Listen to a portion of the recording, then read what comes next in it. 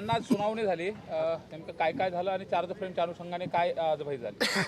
आज गेल्या वेळेस जे निशाणी 100 जे होतं, आम्ही जास्तीचा पुरावा जो दिलेला आहे त्याच्यावर मी नागपूर खंडपीठाचा एक निकाल कोर्टामध्ये दाखल केला की जास्तीचा पुरावा देताना आम्हाला काही न्यायालयाची परवानगी घेण्याची गरज नाही, हा एक निकाल मी दिला।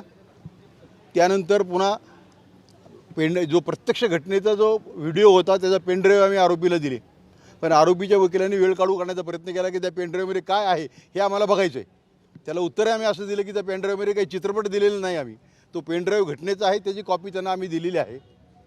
दुसरा मुद्दा त्यांचा असा होता की जो लॅपटॉपची त्यांना प्रत पाहिजे, परंतु तो लॅपटॉप आम्ही फॉरेन्सिक डिपार्टमेंटला पाठवलेला आहे, तो तिथून तपासून आल्यानंतर त्याचा सगळा तो ॲनालिसिसचा रिपोर्ट आम्ही कोर्टात दाखल करू।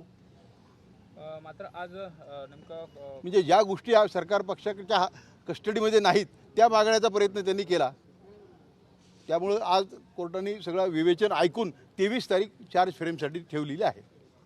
याच्यामध्ये उज्ज्वल निकम यांना बाजूला करावा अशी मागणी देखील आरोपींनी केली होती आणि तसा अर्ज देखील दिला। हां, तर ते या कोर्टाच्या अधिकार क्षेत्रातली ती बाब नाही।